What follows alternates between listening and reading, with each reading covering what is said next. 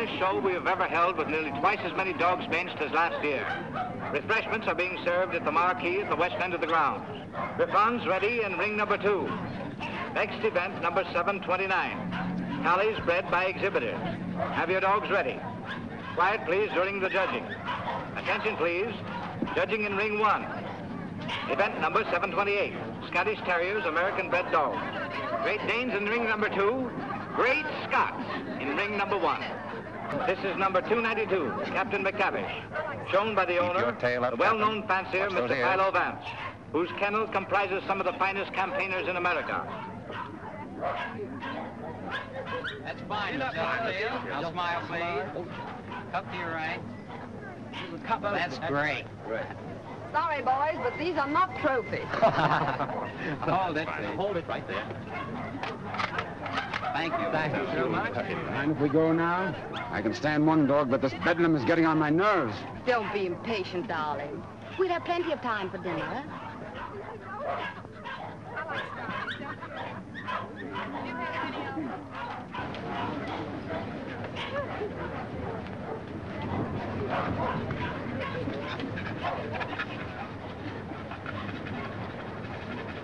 Hold it down. 2.5. Show. Event number 728. The blue ribbon won by Gillespie of Heatherstone. Dundee Deviler is runner-up, and Midlothian gentleman receives the special. Better luck next time, Mr. Vance. Don't be downhearted, Captain. You're still champion with me. Maybe we'll have better luck in Italy, huh? Tough luck, Vance. I was hoping to have the pleasure of meeting you tomorrow. Oh, thank you very much, Mr. Cole. Perhaps you'll get stiffer competition from Sir Thomas MacDonald. Perhaps. Want to borrow Misty Morn for a second? But, Miss Wright, you know, Mr. Hart, you don't want Eamon to bully his dog. Come along and protect him if you like.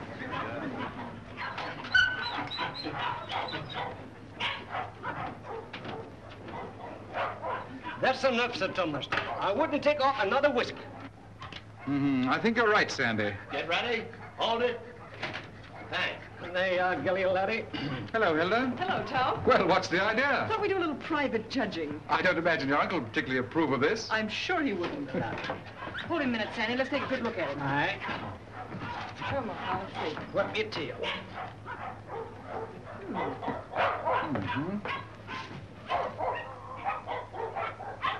Well, what do you think? I think it's a pretty close thing. But I'm not worried. Eh, Sandy? I think you bet he's safe, sir. Here we are, sir. What the devil do you think you're doing, Hilda? Well, How do you do? How do you do, sir? I just wanted to prove that you're going to lose money to Tom when these two get into the ring tomorrow. And have you proved it to your satisfaction? So much so that I want you to loan me $1,000 to place on Gilly. Hilda. That's cheek for you. Wants to bet against me with $1,000 of my own money. I wasn't asking you for your money. I merely want you to loan me some of mine. As long as I control the purse strings, you're not going to do any betting against me. You'll be grateful that I've saved a few thousands of your fortune someday. But don't raise your hopes too high, Hilda. Bring that dog out here. I shouldn't let him worry you, my dear. You knew how I hate him, Tom. Things he's done to me. I despise him. Darling. Now, let's see. Where did I put that? Ah, here it is. Unsolved murders. You know, I almost forgot it. I wouldn't have been able to sleep a wink tonight, wondering who murdered who and why. How any intelligent man can read that dribble is beyond me, Brisbane. What time does that Chicago train go? 5 o'clock. Well, it's 4:15. Oh, you've got plenty of time. Yes, I know, but I want to get out of here before Archie gets home. Good afternoon, sir. Afternoon. Is my brother at home? Yes, sir. He's upstairs. Tell him I want to see him. Yes, sir. Your taxi's waiting, sir. All right, there's the bag. Did you get those reservations? Yes, sir. And Mr. Archer told me to tell you he wants to see you, sir. Oh, he did, eh? You tell him I don't want to see him. Tell him I said so. In those words, sir? Exactly. Unless you can think of something stronger. Yes, sir. Of course, it's none of my business, Brisbane, but I wouldn't talk that way in front of Gamble. I don't trust him. I just couldn't resist it. I'd like to see the look on Archer's face when he tells him. I wouldn't. How the deuce can you stand it here? Why, there wouldn't be enough money in the world to compensate me for being Archer Coe's secretary. Oh, he's not as bad as all that. Say, you better be getting along. There's such a thing as carrying loyalty too far. Don't forget, I overheard a few of his choice remarks to you when you dared suggest that you were in love with Hilda and wanted to marry her. I'm afraid you're taking Archer a little too seriously, old man. Did you deliver my message? I thought it best to wait till you were safely away, sir. Do you mind dropping me off? I have an engagement with Hilda for dinner. Come ahead, come ahead. All aboard! Albany Express, Stanford, Bridgeport, New London, New Haven, Westerly, Providence, Boston.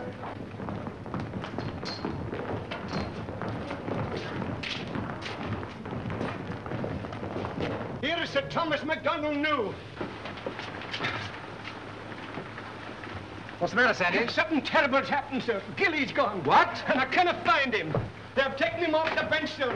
Well, he couldn't have got loose.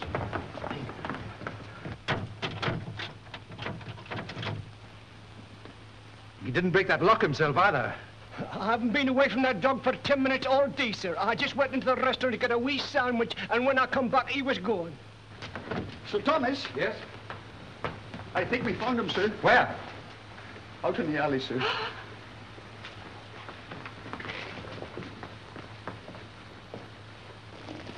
This way, sir. Gilly, he's dead. Oh. I'll kill the man who did this.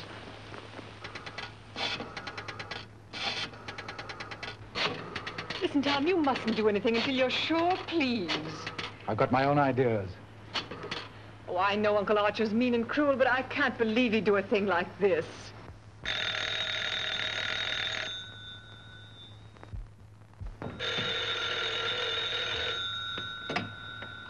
Hello? I'm sorry, but Mr. Archer Coe isn't here. Your dog dead? Well, I'm terribly sorry. I'll try to locate him at once.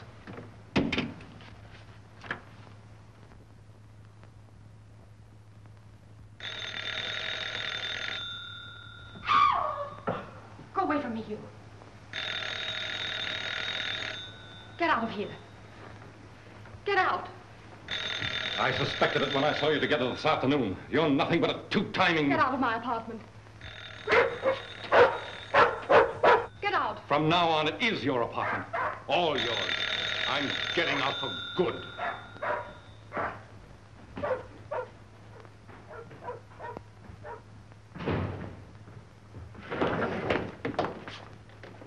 Ah, Mr. Coe. My dear friend, Yes, I see you are. Pardon? Yes. Oh, I am, how do you say it? Tanto allegro. I came to see you. I have received a cable from Milan authorizing me to complete the deal for your Chinese collection and confirming the price of $117,000. Means decorations and all that sort of thing from a very grateful government, I suppose. Oh, un momento. But it's no good now, of course. I've changed my mind. Oh, but you have promised me. You can't go back on your word. What will I tell my people? What will I say? Pity you didn't think of this before. You might have been a little more discreet, eh, Grassy? But you have signed a contract with me. Too bad for you. It's still at my home, in my safe. Oh, but you will. Most certainly destroy it. Tonight. I'll tell you what I'll do. I'll give you Miss Delafield for nothing.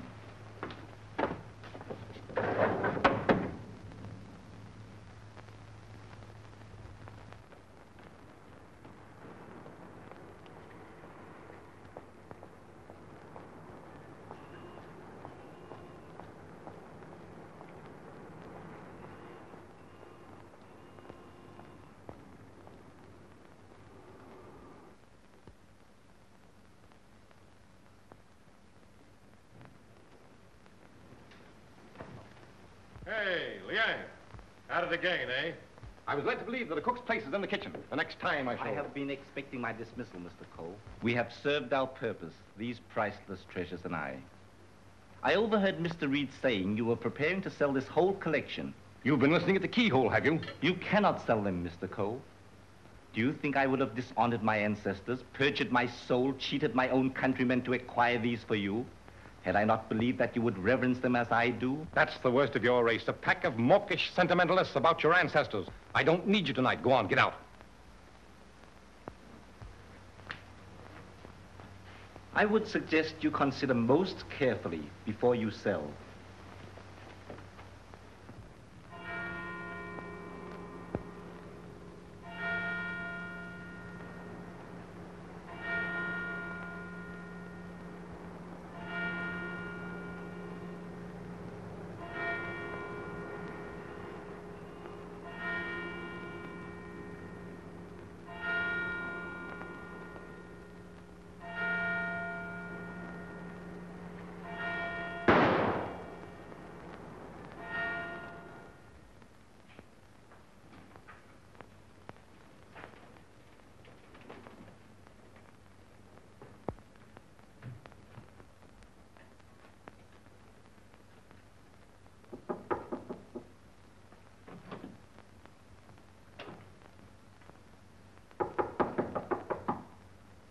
Cole.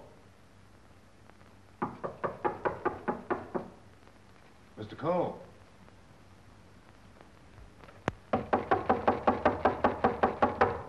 Breakfast, Mr. Cole. Breakfast.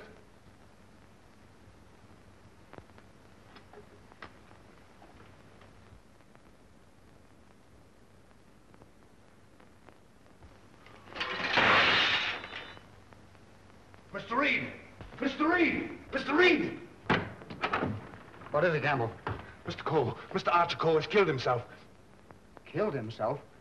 When? How? He's sitting in there like, and the door's bolted. You're positive? Yes, sir. In his bedroom. Phone the police. Yes, sir.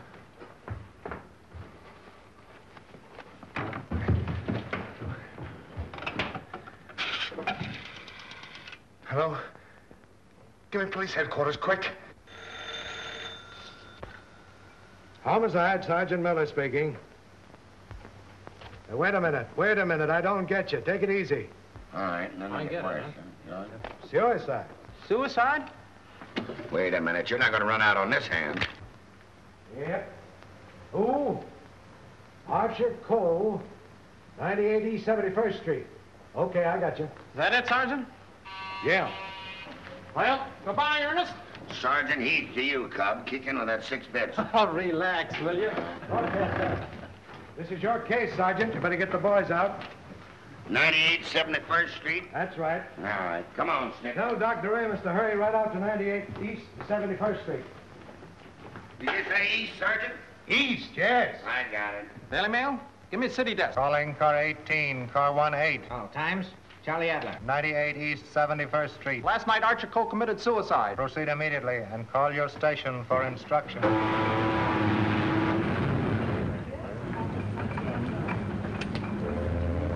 Fire and warmer with lights and moderate winds for New York vicinity today and tomorrow. Yes. And now for the latest news flashes. Archer Cole, the well-known sportsman and collector, committed suicide last night at his home, 98 East 71st Street.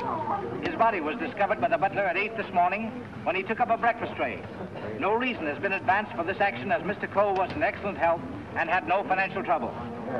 No news has been received for the crew of the accident. Is the land phone still connected? Yes, sir. But it will be disconnected in about 2 minutes, sir. Let's see.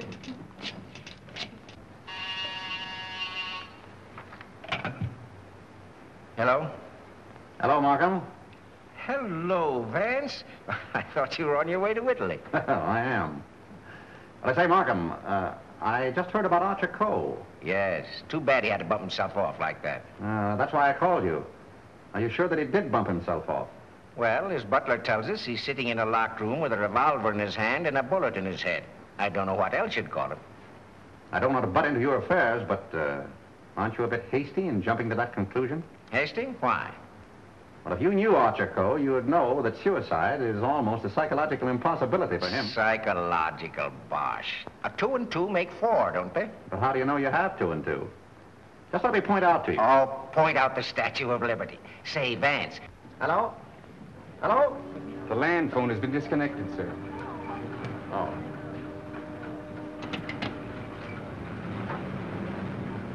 Will you have my luggage brought up? Yes, sir. Steward, just have them send it ashore. I've decided not to sail. Sir?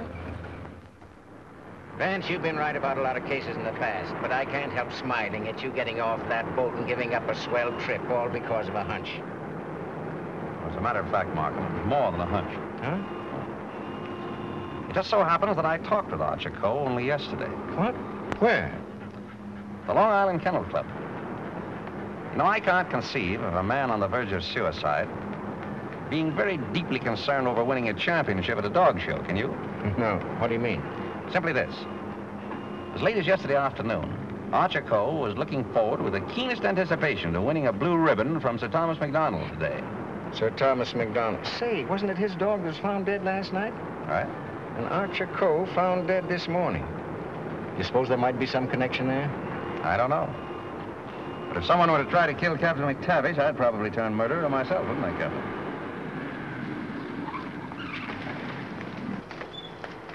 Hello, Mr. Markham. I got your message to hold everything up. What's the idea? Hello, Mr. Vance. Good morning, Sergeant. Well, it's been a long time. Several years. I might have known it would be you, the world's champion troubleshooter. Come on, boys. Come inside. Well, Chief, this is another just open and shut case. Mr. Reed, the secretary. This is Gamble, the butler. Yes, sir. Mr. Markham, the district attorney. How do you do, sir? And, Mr. Vance. How do you do? How do you do? Everything just as it was? Well, they said they haven't touched anything. We thought it best to leave everything intact, sir. Good. Where's the room? Upstairs. This way, please.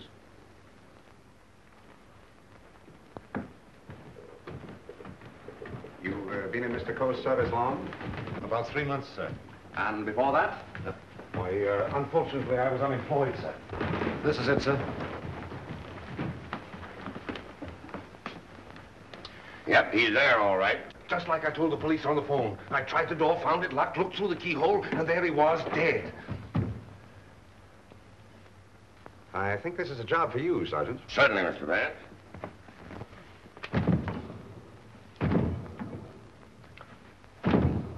Well, Hennessy, what are you standing there for? Your health? This takes beef. All right.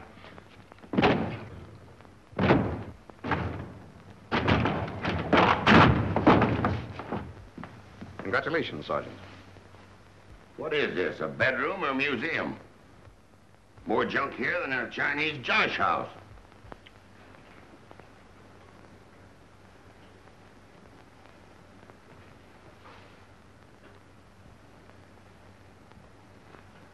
I trust I did the right thing, sir, by not breaking down the door.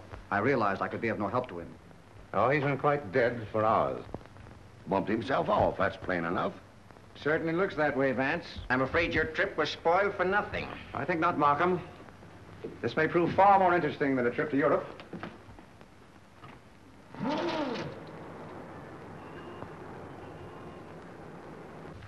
You carry a gun? No, sir. You? Yes, sir, but only at night for the protection of the household. Is that it? Why, I... Come on. No, that was Mr. Archer's. But he always kept it in a desk drawer downstairs. I saw it yesterday morning as I was putting away some papers. Oh, you did, eh? Did Mr. Coe generally keep his windows locked? Why, no, sir. As a matter of fact, he was a great believer in fresh air. Ah, indeed. I wonder if these gentlemen would mind waiting downstairs. Well, certainly not. I'm sorry we had to damage your door. That's quite all right. It's easily repaired. I'll have it attended to at once, sir. Hennessy, see that no one leaves the house without my permission. All right. It's as plain as a nose on your face. This guy locked himself in here and blew out his brains. I wish I could agree with you, Sergeant. How the devil could it be anything but suicide?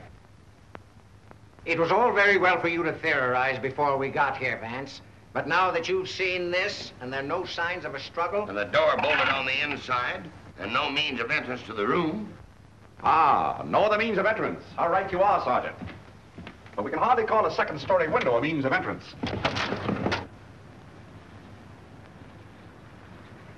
And nothing here that even a human fly could crawl up. So why should Archer Coe lock his windows? Particularly if he was a fresh air enthusiast. I'm afraid your reasoning is not altogether convincing. Well, perhaps so, but doesn't it strike you as rather odd that a man should suddenly decide to commit suicide while changing from his street clothes to pajamas? Well, why not? A man debating suicide might get partially undressed and walk up and down for hours trying to make up his mind. Yes, he might walk up and down for hours, but not with one shoe half off. No, Markham. Something stopped him as he was removing that shoe. This was supposed to suggest suicide, but someone miscalculated. But you can't get away from that bolted door. I wish I could. The way you figure it out, the man was murdered. As soon as the killer is gone, he gets up, goes and bolts the door, plants himself in a comfortable chair with a loaded gun in his hand to suggest suicide. That's a swell theory. Hello, Gamble. What is this? What's happened? Something terrible has happened, Miss Lake. Hilda. What is it, Raymond? What is it? It's your Uncle Archer, Hilda. He killed himself last night. Where? They're upstairs.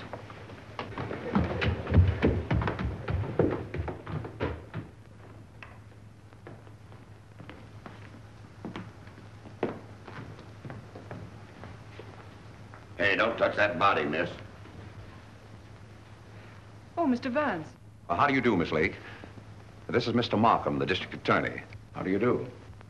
Miss Lake, his Coe's niece. I'm sorry, Miss Lake, but you mustn't touch anything until the medical examiner arrives. It's against regulation. Is it also against regulations to tell me what's happened? We arrived only a few moments ago. We found your uncle as you see him. It has every appearance of suicide. I doubt it. Do you know of anyone who would have reason to kill your uncle? Yes, I had for one. Why, Miss Lake? Because he stood in the way of everything I wanted. He made my life miserable because he held the purse strings. And because he was jealous of every man who came near me. I was afraid of him. Oh, the horrible nights I've spent in this house. Are we to accept your comments as a confession of murder, Miss Lake? Look here, Markham, that's ridiculous. Please, Raymond. I think I can handle this situation myself. When we found your uncle, Miss Lake, the door was bolted from the inside. Bolted inside? Oh.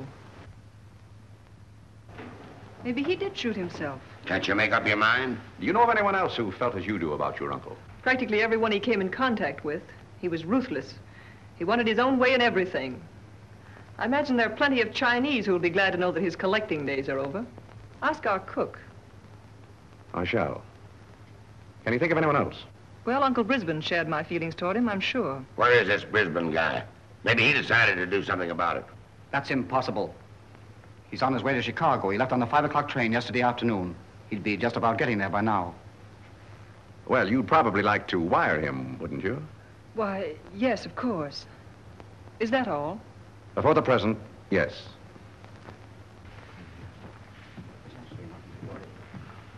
Suppose we check up on Uncle Brisbane on that Chicago train. Won't take me but a minute.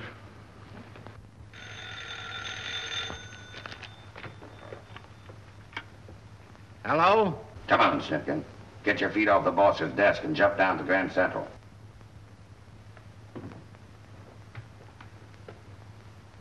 All right, I get you.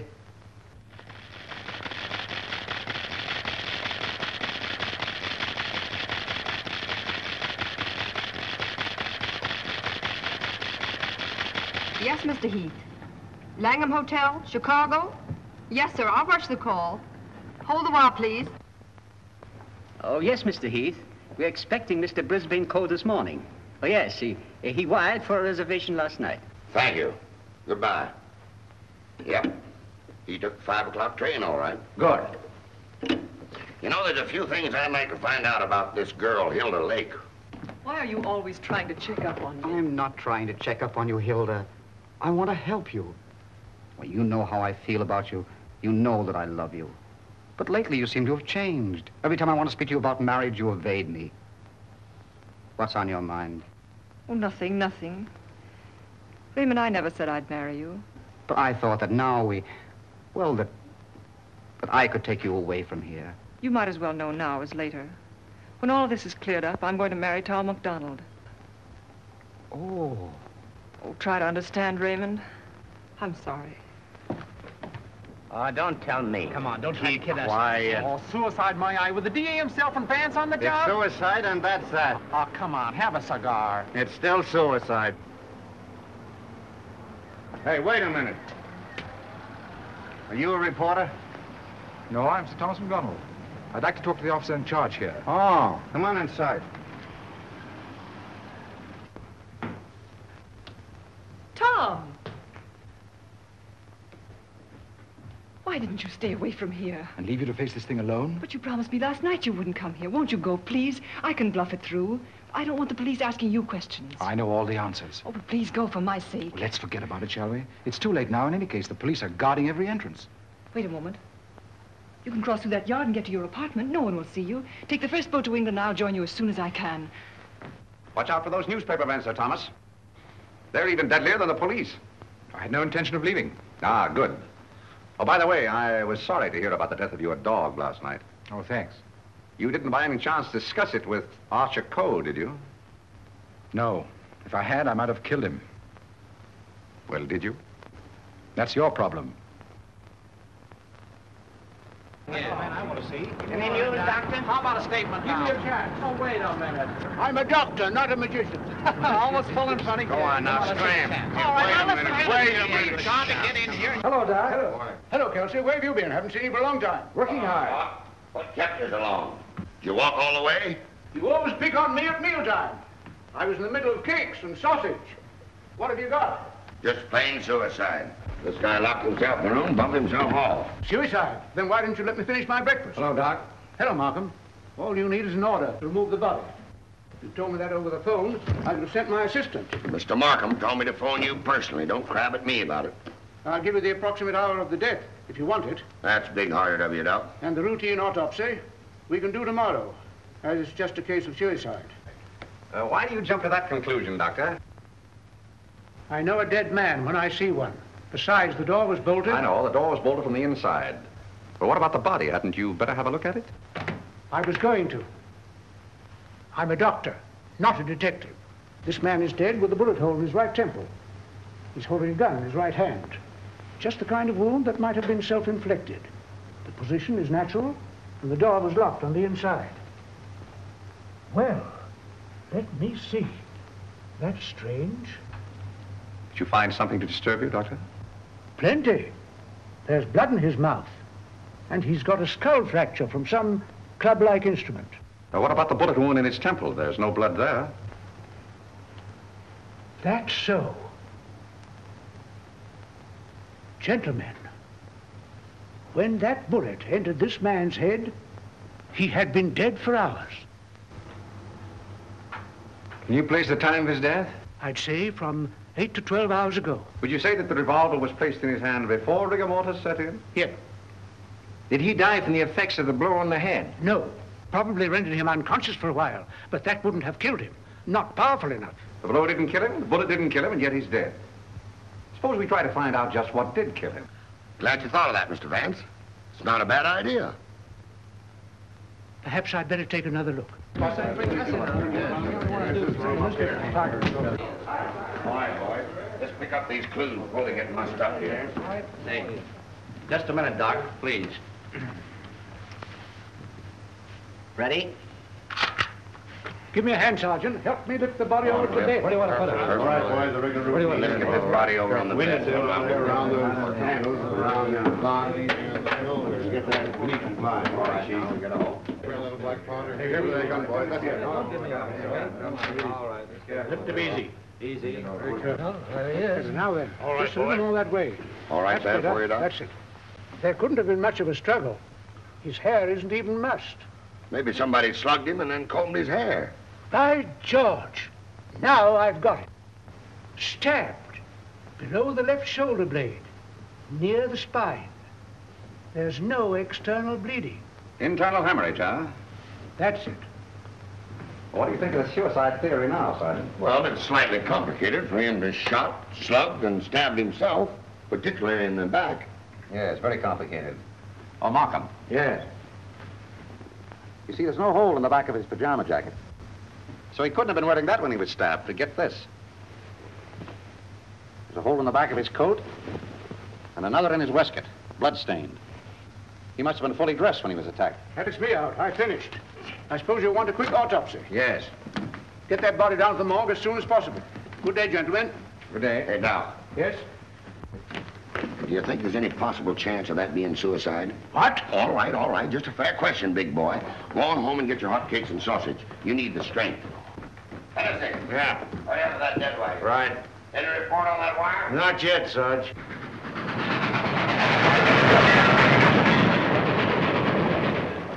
Send a wire to this guy Markham, 98 East 71st Street, New York City, and tell him, Brisbane Co. not aboard this train. Wallace, conductor, train number 7. Sit down.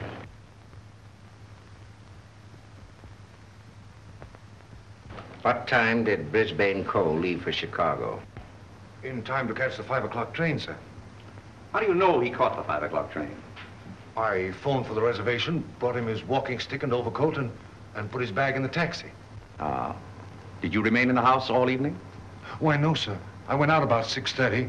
It was a servant's night off. Everyone was out to dinner. Did you notice anything unusual in Mr. Brisbane's manner when he left? Oh, now that you mention it, he was distracted and very irritable. You say you gave him his stick? Yes, sir. What kind of stick? His favorite, an ivory-handled one. He never went anywhere without it, sir. You're quite sure he took that particular stick with him? Positive. I handed it to him myself, sir. Did you see him when he returned here last evening? Returned? Yes. I didn't know he had returned, sir. Then whose ivory-headed stick is that hanging over that chair in the hall? I don't know, sir. I swear I don't know. Sit down. Steady, Gamble. Steady. Is this it? Is it? Yes, sir. I can't understand it. I suppose you saw nothing of his bag? Why, no, sir. Well, if he brought his cane back here, what did he do with his bag? Ah, very good, Sergeant. That's just the point. He undoubtedly left it somewhere. But where? I should think the most logical place would be the check room at the Grand Central Station. What kind of a bag was it? Just an ordinary pigskin bag, sir, with his initials BC on it. Is that it? Yeah, that looks like it. There's your police department receipt. What time was this check? 4:45. Thanks, pal. Okay. Well, here it is. Put it here. Did you examine the contents? No, I brought it right up here. I'll open it. Did you find out what time this was checked? Yeah. There you are. 4:45. He must have gone direct from the house to the station. Did the attendant remember who left this? No, he said it was some men, but most of the time he didn't even notice the people. Well, there's shaving kit, shirts, underwear, socks, collars, slippers. Nothing in there that a man wouldn't ordinarily take with him on a short trip. Except this, perhaps. Unsolved murders. That's a swell book to take to Chicago. That's rather odd, isn't it? Yes, more than that. Gentlemen, the mist is beginning to rise. I think I know at least a part of what happened here last night. How about this? Let's say that Brisbane Co. started for Chicago on a night when he knew that no one but Archer would be at home. He missed his train purposely, checked his bag at the station, and returned here to kill his brother. To make a perfect alibi, he planned to take a later train to Chicago. But something stopped him. And something stopped Archer Co. before he could remove his shoes last night. You see what I mean? Those shoes of Archer's, that bag of Brisbane's, his stick hanging there in the hall, it shouldn't have been there. Say, just a minute. Oh, Gamble. Where did Mr. Brisbane usually put his hat and overcoat when he came in? He always hung them in the closet, sir. Which closet? This one.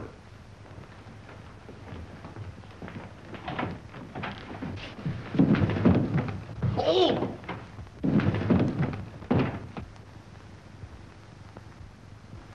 Mr. Brisbane. Well, Mr. Vance, where are we now?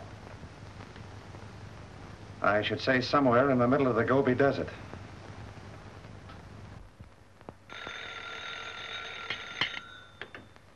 Hello. What? Again? I'm right in the middle of my lunch. First you interfere with my breakfast, then you ruin my lunch. Don't you boys ever eat? No, I'm on a diet. Oh, all right.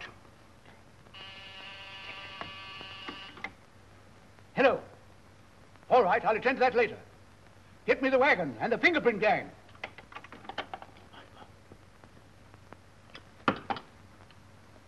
Just a minute, fellas. One side, please. Just a moment, please. Ready? That's all. All right, go ahead. Here. He's been dead for hours. And me thinking all the time he was playing possum. Well, there are too many people in the world anyway. Mr. Vance, this is just ordinary junk. I'm afraid so. And I'd rather hope for something important. Which one of the two victims died first, Doctor? Archer Coe, I think. This one a little later. And the weapon? The same, sharp and narrow.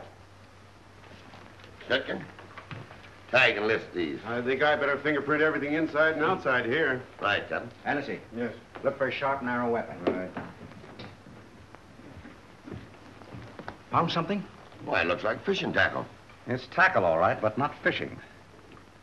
Markham, we're dealing with a shrewd brain. The technique of this crime was very cleverly worked out. But something went wrong. Sergeant, here's your order for the removal of the body. Thanks, Doc. So long. I want food. Well, nobody's stopping you. And if you've got any more corpses, bring them out now, will you? I can't be running up and down here all day. What do you mean running up and down all day with that swell car the city gave you? Oh. Nothing upsets the doctor.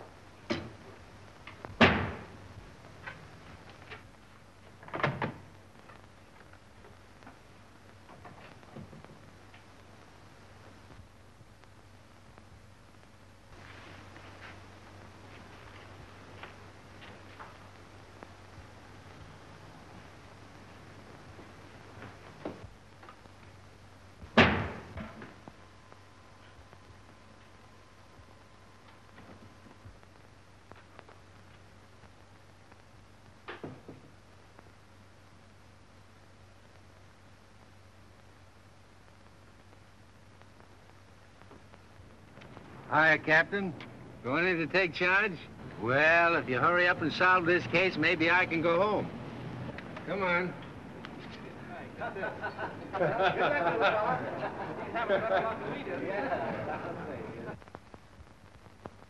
can handle everything if I don't get too much interference.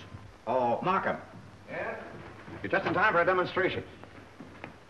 I think I can show you how Brisbane Coe used this fishing tackle. He started for Chicago and merely to provide an alibi.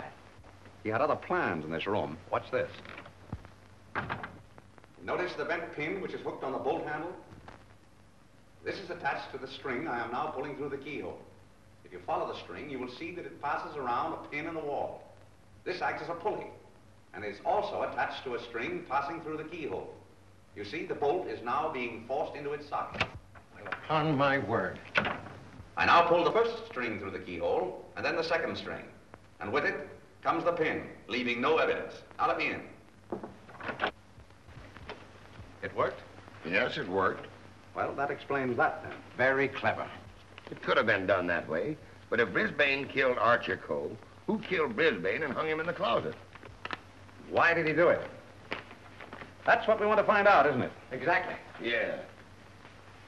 Gentlemen, two persons planned the murder of Archer Coe. Two? What? But their paths crossed. Brisbane was one of them. The other? I've got it. The Chinese cook. They're full of those tricks. Forget this. Dr. DeRamus said that Coe was struck over the head with a blunt instrument. This poker would answer that description, wouldn't it? Yes. And that certainly looks like dried blood. It certainly does. But what about those short, coarse hairs? They don't look like Coe's. No. Well, Mr. Vance, why didn't you find that when you looked in there this morning? It wasn't in there this morning. Besides, it doesn't belong in this room. It belongs downstairs in the library.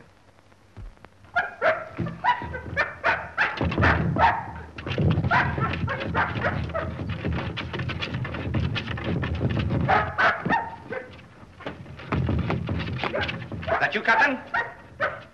What's the matter with you? What is it, Captain? What is it, Captain? You're all down here?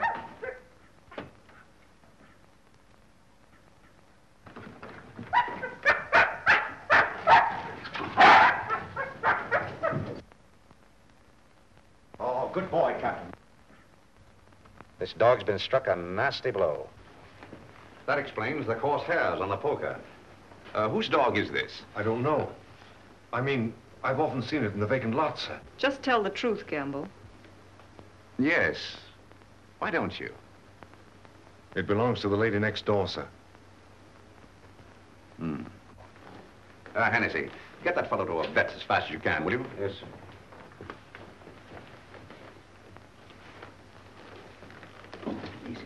Easy. Now, Gamble, let's have the name of the lady next door. Doris Delafield. Yes, I'm Miss Delafield. Won't you sit down, gentlemen? Thank you. I'm sorry I didn't win you a trophy at the dog show. You're quite a fancier, aren't you? Yes, somewhat. I'm interested in one of your dogs, the Doberman. You mean Figaro? I wonder if I could have a look at him. I'm terribly sorry. You know, he slipped his leash last night and ran away. I've notified the police. My maid's been scouring the neighborhood trying to find him. Well, did she inquire at Mr. Coe's house next door? Well, I don't know. You and Mr. Coe have been good friends, haven't you? I know him. Why? Your dog was found in his house this morning, badly wounded. What? Have you any idea how he got there? No. Do you suppose he would follow someone into the house? Well, I hardly think...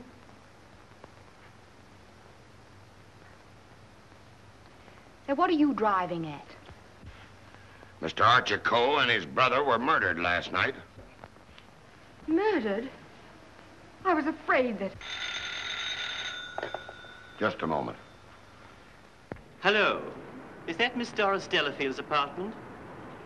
Would you please tell Miss Delafield that we couldn't get the reservations for her and Mr. Grassy on A deck, and ask her if B deck would be satisfactory? Miss Delafield will not be sailing. You can cancel a reservation for them both. Both?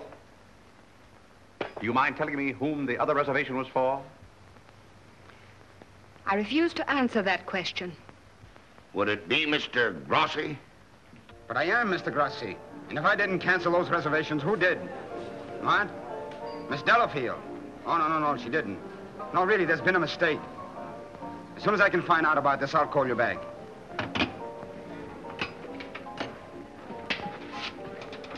I don't think you'll find Miss Delafield at home just now. And as for the cancellation of your steamship reservations, we regret very much that it was necessary. Who are you? This is Mr. Markham, the district attorney. Oh, I'm honored, but I'm afraid I don't quite understand. It's about this. As a matter of fact, Mr. Coe didn't commit suicide. He was murdered. Murdered? Would you mind coming along with us? Just a little matter of comparing fingerprints. No, not in the least.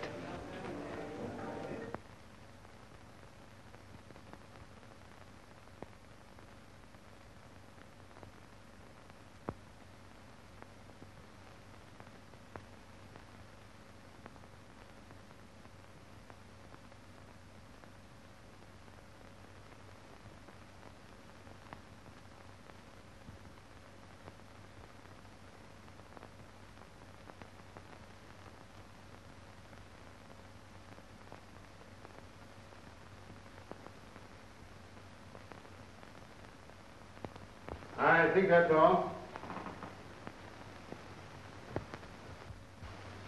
Found anything yet?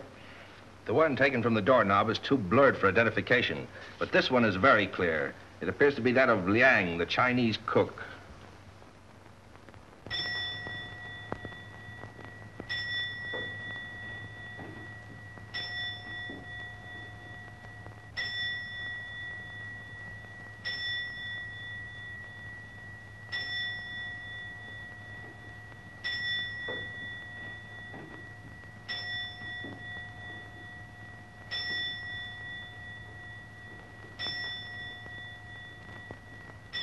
Any luck?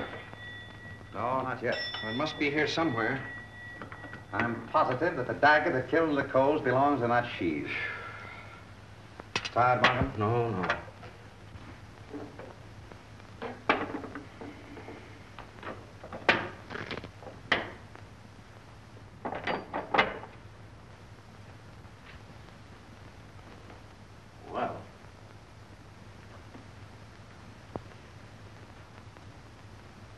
That's strange. What is it? The Ting Ya vase is missing. It's the most valuable in the whole collection. That's all that's left of it. If I'm not mistaken, that's blood. Blood. Markham, I'm coming more and more to the belief that Archer Cole was killed in this room. That poker, this dagger sheath, now these fragments, all here. But, Vance, do you mean to tell me that the dead man walked upstairs? I'm not trying to tell you anything but the facts. It's the most remarkable case in my experience.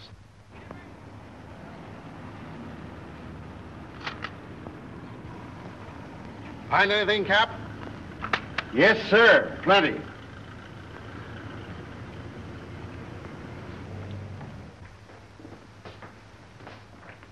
Oh, Mr. Reed.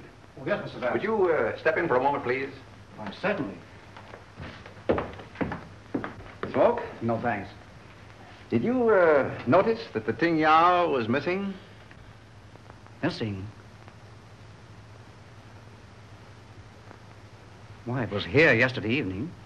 At what time? At about 6:30 or 7 o'clock. I came back to talk to Mr. Cole. About what? Well, as a matter of fact, I wanted to quit my job as his secretary. Oh, you'd been having some difficulties with him? It was rather a personal matter. I wanted his permission to marry Miss Lake. What did he say to that? He ordered me out. You went? Yes. Where? I went to find Miss Lake. I thought she was at the Kennel Club, but I had a puncture on the way, so it was rather late when I got there. She'd already left with Sir Thomas MacDonald. Then I came home and went directly to bed. Did you hear anything or see anything when you came into the house? No. But after I'd been in bed for a while, I heard some noises downstairs. I opened the door and looked down, but it was only Liang, the Chinese cook, coming in. Was he customarily noisy in entering the house? Oh, as a matter of fact, it's the first time I ever heard him come in. Indeed. Well, I think that's all, Mr. Reed. Thank you. Thank you. If there's anything I can do to help, let me know. Quite right. Good night. Good night. I think I'd check up on that Kennel Club alibi. I will. You might have those fragments checked for fingerprints, if you will. Yes. Meanwhile, I'll do a little exploring in the kitchen.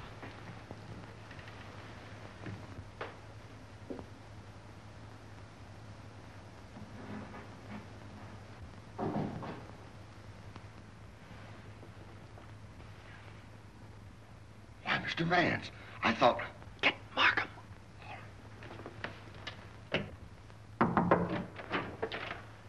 Mr. Liang, I believe. You're the cook. Me cook. You can drop the pidgin English. That isn't necessary with me. Where did you go to school? Columbia University. Ah, that's considerable education for a cook, isn't it? Mr. Coe employed me because I know a great deal about Chinese porcelain. Ah, I see. Ah, that's a very lovely piece of Ting Yao, isn't it? How did it get broken? I don't know, sir. I found the pieces in the wastebasket in the library. You want me, Vance? Oh, yes. See that, Markham? More blood spots on the inside. Apparently, the murderer dropped the dagger in here to hide it, but he dropped it too hard and the vase broke. When did you find these pieces? This morning. This morning? You're sure it wasn't last night, about 8 o'clock, let us say? No, sir. I did not get in until after midnight. I'm sure Mr. Reed or Mr. Gamble will tell you that. What time did you find the poker? The poker? Yes, the poker. The one you hid in the Chinese chest in Mr. Archer's room this afternoon. But I don't know what you mean. Oh, yes, you do. I was behind the door in that room when you hid it. Let me handle this, Mr. Vance. Are you going to talk? Or do I have to make you? Wait. I'll tell you the truth. Well, spit it out. When I returned to my room here about 8 o'clock last night... Ah, I thought so. I heard angry, muffled voices in the library. Then a dull sound as of someone falling. I stood at my door here and listened. Then I heard footsteps cross the kitchen and go out the back door. And then? I walked up the corridor and everything was very quiet. I opened the library door and looked in. The furniture was overturned. The poker was there. The desk was disarranged, and the valuable Ting Yao vase was broken. I thought there must be something wrong, so I went upstairs and looked into Mr. Coe's bedroom. He was dead.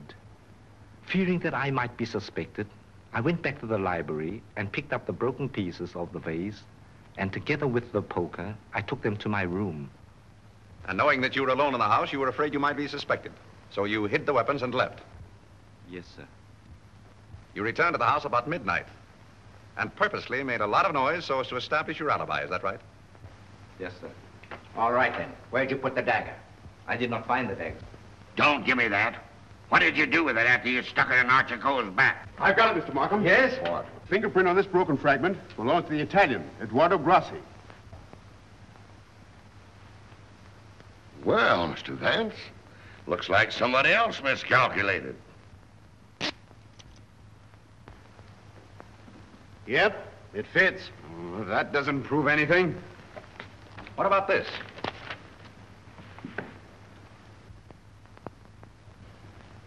Where did you get it? It was in Archer Cole's pocket. What were you doing outside the drawing room window last night? Why, I wanted to be sure that he was alone. Why? For weeks we had been negotiating for the sale of his collection to the museum at Milan. It meant everything to me. He kept raising the price, but on Monday we came to an understanding. And I cabled the museum that I had succeeded. And last night he turned me down because he saw me with Miss Delafield. Let me explain. Archer was extremely jealous of me. Well, you can't blame him for that. You went there to threaten him, didn't you? Which I had every right to do. I told him I would use any means to make him fulfill his contract. He laughed at me, said that he would smash every piece in his collection before he'd let me have it. So you picked up the poker and did a little smashing on your own account, eh? I did not. Let me have the fragment, will you? Thank you. You know how that was broken? Tignol vase? With blood stains on the inside and your fingerprint on the outside. I don't know. Sergeant, I think you better book him. Right. Thank you. Come on. Let's get out of that monkey suit. Let's get going. Come on. Don't worry, I'm not running away. You telling me?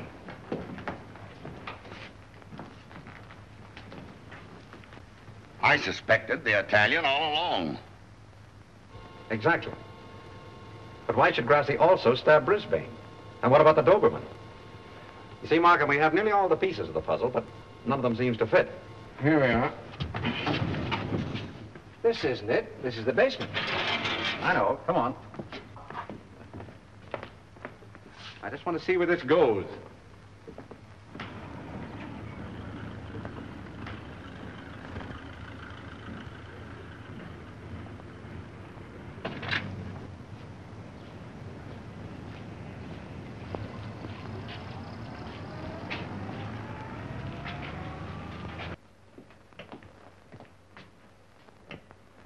Good evening, sir.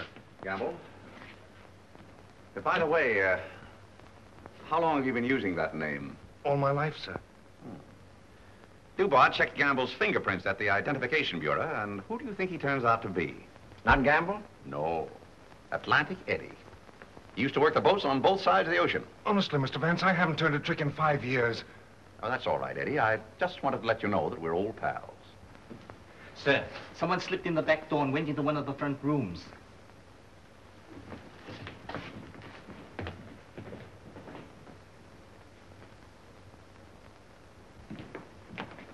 Well, Miss Delafield, Don't be surprised, gentlemen. I'm used to coming in here like this. you seem to know your way around here pretty well. As the district attorney, you're responsible for this case, aren't you? That's right. Well, I'm tired of detectives. I'm tired of being spied on. All you want to know is who killed Archer Coe, isn't it? Naturally. Well, I did. What? Yes. And there isn't a jury on earth will convict me when they hear my story. You don't believe me, do you? You were wondering this afternoon how my dog, Figaro, could get into this house. Well, he was following me. He was defending me when he was struck. Well, where did you kill Mr. Cole? In his bedroom. What kind of lipstick do you use? Lipstick? What's that got to do with it? Is that yours? Yes, that's mine. While I was struggling with Archer, my bag dropped on the floor and everything spilt out. Won't do, Miss Delafield. It's an old trick. It's not a trick. I didn't realize that you were so fond of Mr. Grassi. Mr. Grassi has nothing to do with it. Take me down to the station. I'll say nothing more until I get an attorney. Help! Help! Help! Help!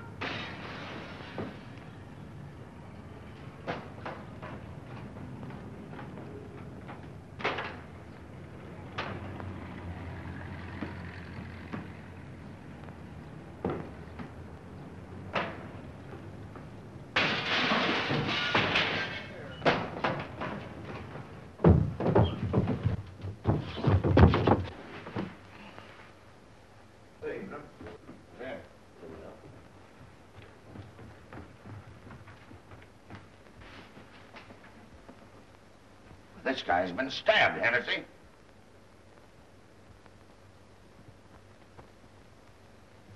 Is this it, Mr. Vance? Yes, that's it. Thank you very much. First you spoil my breakfast. Then you break up my lunch. Now you pull me out of bed in the middle of the night. And this fellow not even dead. Why don't you put that in your report, Doc? Of course, fingerprints would never pick up on that silk handle. But it fits perfectly. Where did you find it, Sergeant? Under the bed. Congratulations. That's all right, Mr. Vance. 3 crimes with the same weapon, Markham. Tom, what is it? What's happened? I don't know, dear. Somebody stabbed me. Is it serious, Doctor? Oh, no. I gave him 3 grains of sodium amytal to quiet his nerves. He'll be all right. I'd like to rent a room here till they finish this case. Poor darling. I wish I hadn't got you mixed up in all this. You shouldn't have come here. Let me see this through alone. Oh, I won't leave you. Can't we get away from here? We leave tomorrow. Together. Well, what do you think about it, Doc? Well, the thrust punctured the median basilic vein and caused a hemorrhage. Could the wound have been self-inflicted, Doctor? I'm the city butcher, not the detective. Don't bother me with any murders after 3 tomorrow. I'm going to the World Series. Hey, Doc, phone me the score between innings, will you?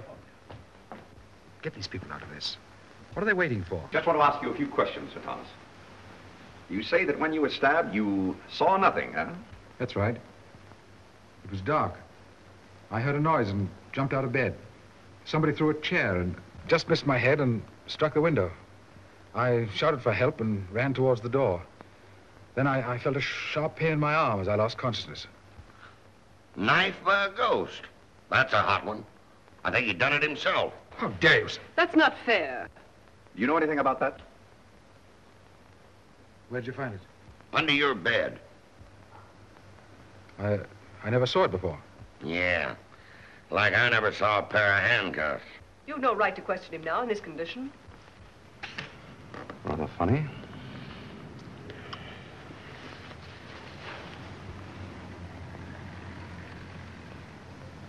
You see what I see in Archer Coe's room? I have a suspicion that whoever killed the Coes came from this house. Probably from this room. Gentlemen, I think I can fit the pieces of this jigsaw puzzle together. Now, here is East 71st Street. This is the Coe house, the yard, and the apartment house next door. Now, let's have a look inside. This is McDonald's apartment. Directly opposite is the window of Archer Coe's bedroom. Underneath McDonald's apartment is the cozy little nest of Miss Delafield and her temporary guest, Mr. Grassi. This is the elevator, and here are the stairs that lead directly to the back entrance. From there, it's easy to reach the back entrance to the Coe house across the yard. Now, that's the front hall, and here's the library. On Wednesday evening, between 7:30 and 8 o'clock, Archer Coe was sitting alone in that room. Now remember, it was the servant's night off. The killer must have known this when he came in the back door. He was so intent upon what he was planning to do that he must have left the back door open, because from somewhere in that vacant lot came a dog, a Doberman Pinscher, belonging to Doris Delafield. He saw the back door standing open and went in. Meanwhile, the killer was moving along the hall toward the library, making absolutely sure that Archer Coe was alone. He knew exactly where he was going and exactly what he was going to do. He came so silently that it must have startled Archer Coe when he looked up and saw him carefully closing the doors. It is my conjecture, gentlemen, that a terrific argument took place. Archer Coe must have struck him, and as he fell back, he picked up the poker as the first weapon that came in his hand. He struck Archer Coe on the head. Coe collapsed across the desk, his hands groping in the drawer of the desk for his gun. Then, in the blind rage of the moment, the killer saw a Chinese dagger. He seized it and stabbed Archer Coe in the back. Coe probably fell to the floor. Meantime, our Doberman Pinscher was coming closer and closer, probably attracted by the sound of the struggle in the library. As the killer opened the door to escape, he saw the Doberman Pinscher in the hall coming toward him. He again picked up the poker as the dog entered the room.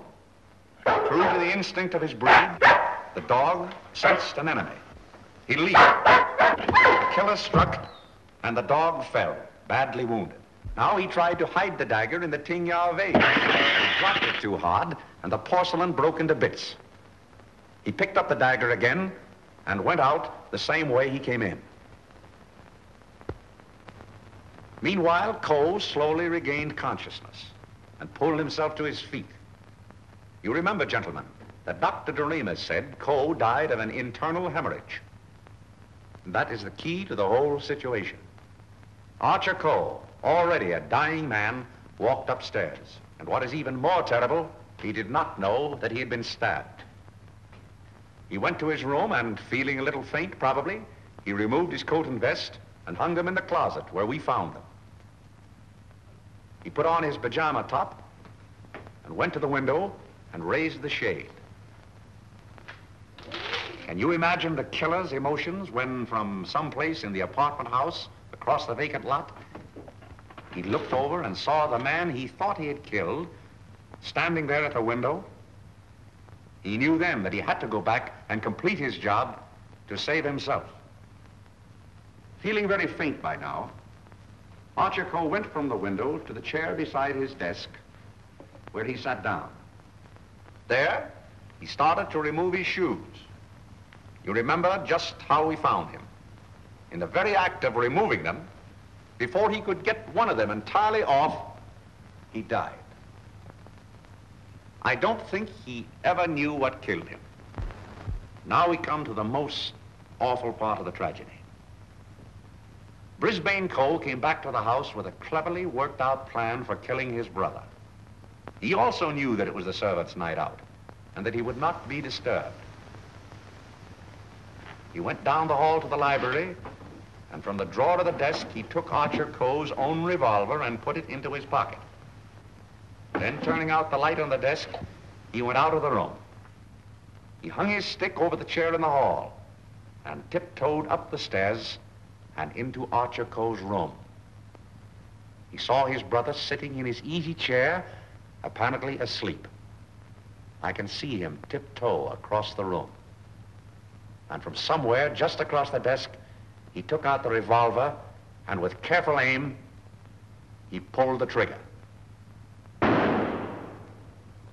Meantime, the killer, believing that he had only wounded Archer Coe, came back by the same route to finish his job. Then Brisbane closed the window and lowered the shade. And returning to the body, he carefully placed the gun in Archer's hand, as though it had been suicide. Then he went to the door, and with the two pieces of string, the pins and the darning needle, he was able to bolt the door on the inside, just as I showed you. A very clever device, gentlemen, which he had discovered in the book of Unsolved Murders, which we found in his suitcase. Then, gentlemen, Brisbane went on down the stairs, little knowing what awaited him there. The killer mistook Brisbane for Archer Coe and drove the dagger into Brisbane's back. Then, to hide the body, he dragged it into the closet. I doubt if he even discovered his mistake until the next day. That's great. But who did all that? Well, you can search me. I'm going screwy. You can include me in that, Sergeant. Haven't you got any ideas at all, Vance? Markham, it's a maze of conflicting clues. Any one of 7 people might have done it. But we couldn't convict 7 people, Mr. Vance. You couldn't convict 1 with the evidence you've got. Gentlemen, I'm afraid we're completely stopped.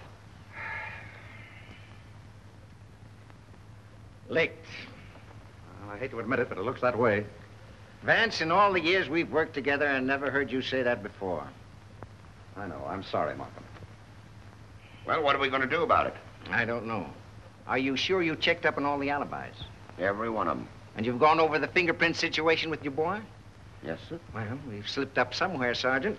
But there must be something that we can get our teeth into. Markham, I suggest that you dismiss this case. What? Dismiss it? Yes, turn all the suspects loose. I can just see all the newspapers in this town screaming for a new district attorney. Well, we can probably cover you up all right, Mr. Markham. I've said it was suicide all along. Yes, I know. We could put that solution on it, but I hate to do it. All right, Sergeant. Go ahead. Turn him loose. Turn him loose? Yes. Well, Mr. Vance, this is once we're both stuck. When you give up, Vance, I'm sunk. Oh, I haven't given up. I have another idea. What? If it works, I'll have your killer for you in half an hour. I'm going to arrange a little meeting with him now. What? But you let me dismiss all the suspects. Yeah, that's just what I wanted you to do.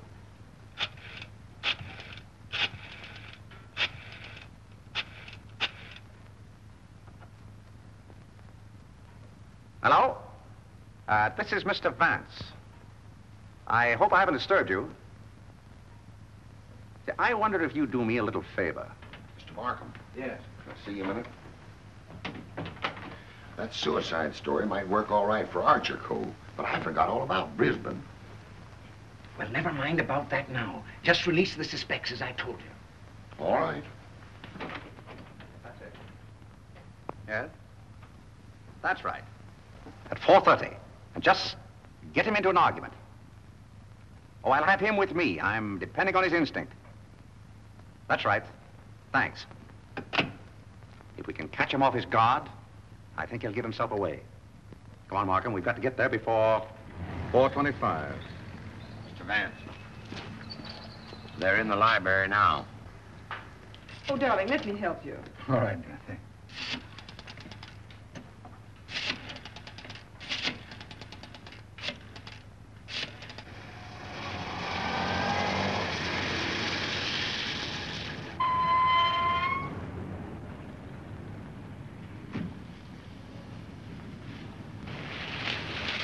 Well, it's the first time we've used bloodhounds in police work since I wore high-button shoes.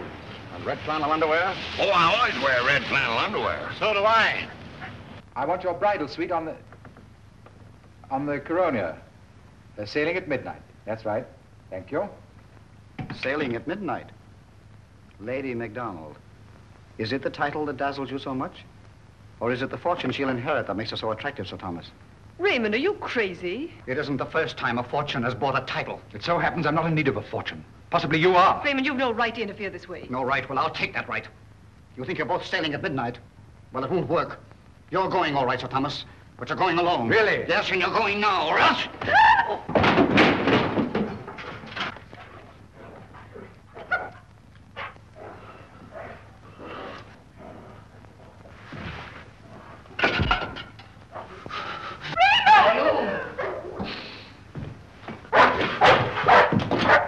Ah, the poker again, huh?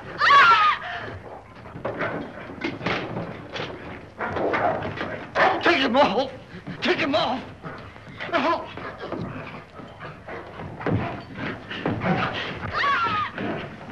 Take him off! Will you take him off?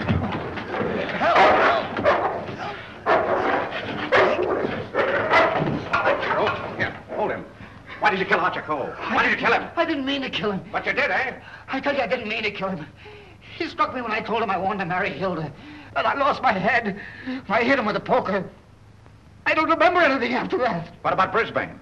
It was a terrible mistake. And MacDonald? I still would kill him if I could. There's your man, Sergeant. You made a fatal mistake, Reed, when you reached for that poker. Somebody swiped my bracelets. You dropped them in the pantry. Oh. All right, Hennessy. Take down booking. I want to thank you very much for your cooperation. Not at all. It was Sir Thomas I telephoned from your office, Markham. He very cleverly helped us stage this little scene. We have to thank the dog for the rest. Well, we did it again, Mr. Vance. Congratulations, Sergeant. Thank you. I'll certainly mention you in my story to the papers. Thank you. Oh, that's all right, Mr. Vance.